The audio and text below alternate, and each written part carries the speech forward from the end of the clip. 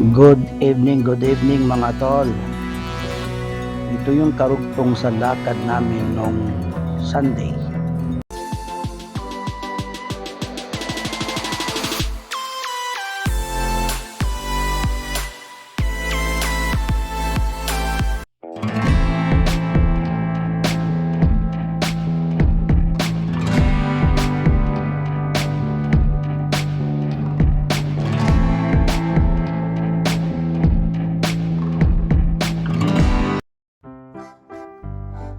Nakapila tayo dyan mga tol sa simbahan mismo ng Antipolo, sa kanilang opisina, para makakuha tayo ng ticket para sa publishing ng motor. Tapos pag nakakuha ka na ng ticket,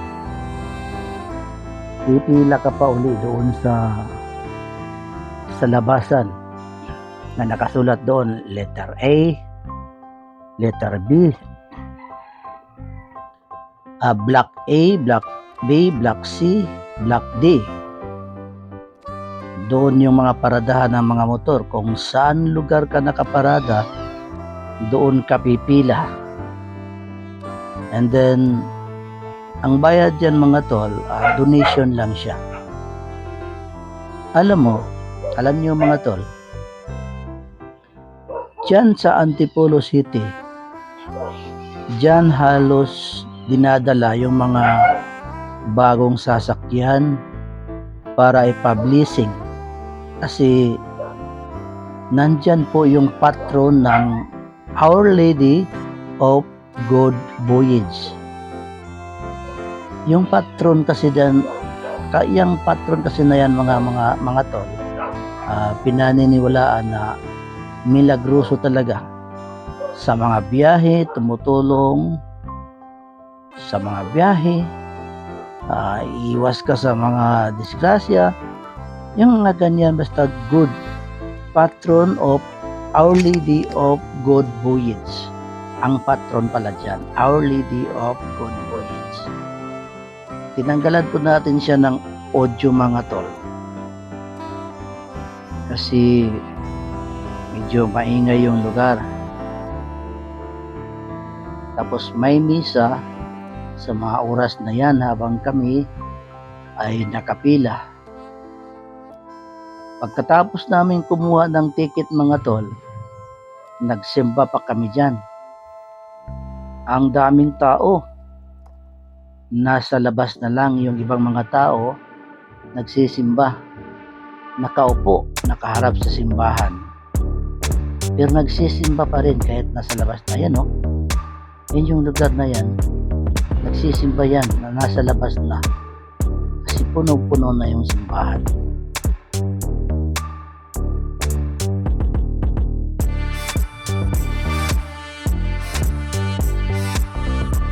Nung nakakuha na tayo ng ticket mga tol,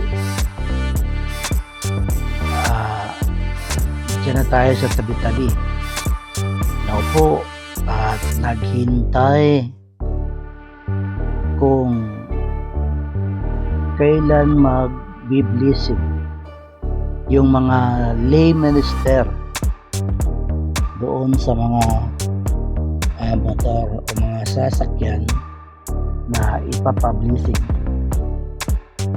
Kaya sa mga dito lang malapit sa Antipolo mga tol, kung magpapublish kayo ng inyong mga sasakyan, mas maganda dyan sa Antipolo City. Maganda yung weather, enjoy din yung pagbiyahe, ang ganda ng kalsada dyan. At saka yun nga, Our Lady of Good Voyage ang patron dyan. Kaya sa paniniwala natin na tutulungan tayo ng patron dyan para iiwas tayo sa mga disgrasya sa daan. At siyempre, kailangan pa din natin mag-ingat sa bawat biyahe.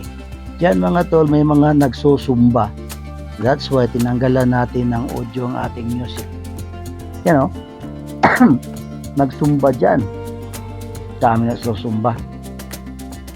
Papunta na kami dyan mga tol doon sa paradahan ng mga motor. Naligaw pa kami. Kasi ang akala ko, yung lay minister na yan, kabisado niya kung saan yung Block D. Kasi Block D ako nakaparada. Sumunod lang din ako. Pagdating pala sa dulo, tanong niya, malayo pa ba tayo? Sabi ko, di yata alam nito na saan yung Block D. Yan o. Bumalik na naman kami sa daanan, sa dinaanan namin. Umikot kami doon sa kabila. Kasi naligaw kami dahil hindi pala niya alam kung nasaan yung Block D. Ako, sunod na ako ng sunod. Ako alam ko may likuan dyan. Papunta doon sa Block D. Yan o. Yan. Naligaw na. Yan. Balik.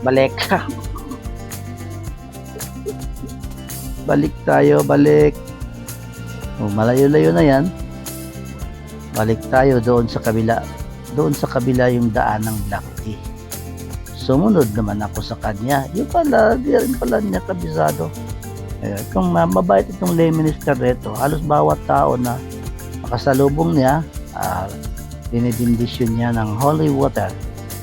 Holy water yung kanyang dala. Mabait po siya. Yan na mga tol. Araw ng linggo, pagkadaming tao pala dyan sa simbahan ng Antipolo. Grabing tao dyan. Yung simbahan punong-puno. Nasa labas pa yung ibang nagsisimba. Kabagal itong kameraman natin. Nasa huli.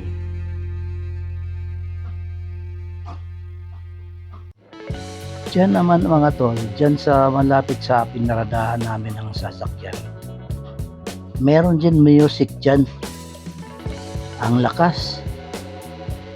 Ang mga tugtog, yung mga standard, Tom Jones, Engelbert, Matt Monroe, yun yung pinapatugtog dyan sa may kainan. Ang lakas ng sounds nila. Kaya kailangan nating tanggalan ng audio ang ating video. Tapos recording na lang itong naririnig nyo ngayon. Malapit na tayo dyan mga tol. Ilang hakbang na lang. Marating na natin yung pinaradahan ng motor. Kung saan biblising ni Kuya yung ating motor. Kasi yun po talaga ang bilin. Ang bilin ng ating mga ninuno, mga matatanda. Pag may bagong sasakyan, kailangan may blessing bilang pasasalamat sa Panginoon na meron tayong bagong panalangin, grasya na natanggap, biyaya galing sa Kanya. Kaya bilang pasasalamat, papabless po natin ang ating motor. Pabinyagan, pabinyagan para magiging safe sa paniniwala natin, safe ang ating biyahe, maging komportable tayo sa ating biyahe dahil pinapabless natin ang ating sasakyan. Wala naman pong nawawala kung gagawin natin yung mga paniniwala ng ating mga ninuno, mga matatanda. Kaya yun na, kailangan ipabless ang ating motor para mabinyagan ang pangalan ng motor ko dyan mga tol. Nung winisiwas na yung holy water, siya si Larios. Larios yung pangalan ng aking motor. Ayan mga tol, yung hinintuan ko, yan yung box, smoke Sius, smoke Sius.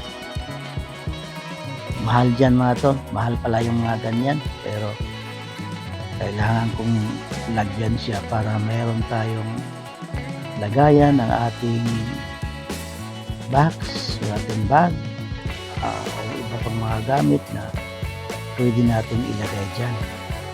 Itong ating cameraman, bakit walang ulo yung kanyang binibidyo? Siya na mga tol. Ayan, nakapwesto na yung cameraman natin. Yung lay minister dyan mga tol, nagtatanong siya kung sino pa yung mga may ticket. Kinukuha niya para i-bless na niya. Siguro mga 4 lang kami katao dyan na may mga ticket dyan sa paradahan na yan. Kaya binibless na niya, nagpe-pray na po. Nag-umpisa na yung pray bago siya magdilig ng kanyang holy water.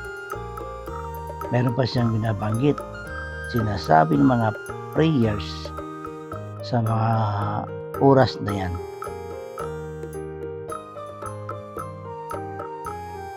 Sana naman mga tol, gabayan din tayo sa Panginoon sa ating mga biyahe at pag-iingat din po tayo sa bawat biyahe natin.